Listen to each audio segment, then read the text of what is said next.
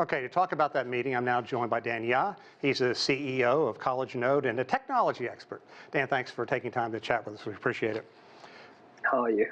Let's talk about the key takeaway. Obviously, China makes so many electric vehicles, really been a leader in this industry for so long. What role do you think China played in these discussions? You know, China's always in the background, even though it's not mentioned very much. China launched the Made in China 2025 initiative aimed at giving subsidies to many of the sectors to, dominate the sector. So a lot of the discussion is really about competing with China and catching up with China in a way. However, in the process of doing that, the United States Inflation Reduction Act also excludes some of the key allies from our market. So this definitely needs to be addressed. Okay, so how do you think it's going to be addressed? Explain the IRA's intention, its impact on European countries, and how much progress do you think that French President Macron made when he was here in Washington last week? Obviously, meeting face-to-face is certainly going to help his cause. Well, the Inflation Reduction Act is aimed to, number one, reduce inflation.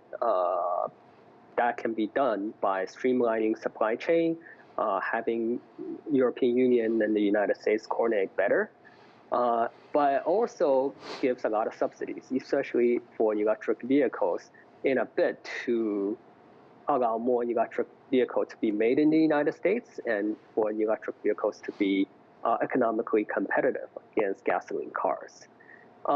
Macron come to the United States to address a lot of these issues, and some of it can be addressed by Biden. So, for example, the way the Inflation Reduction Act is written, things like solar panel, batteries, these can be done by executive action. So Biden can just include the European Union as a part to give them a waiver, exemption, so that what's made in European Union can be included in the Made in the United States component. However, for the electric car, that is written into the law in such a way that Biden does not have the power to do so. So for that, Congress needs to pass exemption to allow our allies, and not just European Union, but South Korea, Japan, to be able to include it in this made domestic plan.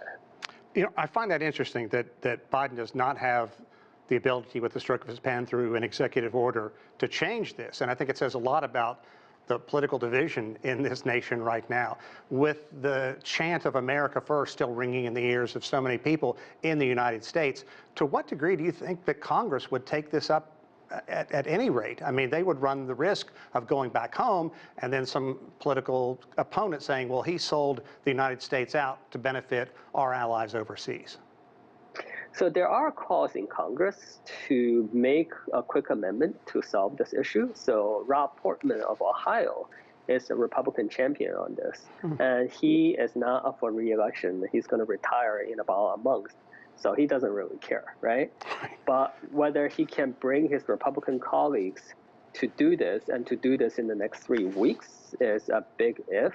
And he can already do that if Biden and Macron reach an agreement, which at this point we're not sure. It looks like Macron come to the United States more for photo opportunities to declare that United States and European Union are, good friends, rather than to solve any substantive issue. So whether they can iron this out, we'll see in the next few days. I've heard a lot of people in the United States also say, I'm interested in an electric vehicle, but I do want this kind of tax break. I do want some kind of subsidy. I'm not necessarily on board, but I want to see how it works. So what is the potential for an agreement on electric vehicle tax credit, whether it comes from China, whether it comes from Europe, or here in the U.S.? So China and European Union are treated very differently by the United States, and the United States definitely see the European Union as a close ally. And I think there's the political will to bring the European Union into this, into the Inflation Reduction Act. but politics stand in the way, and whether both sides, not just the United States, whether the European Union can get on board is also a question, because a lot of these trade talks are tick for tat, right? Right. I give you something, you give me something, I'll include you guys in the electric vehicle subsidy. You give us something.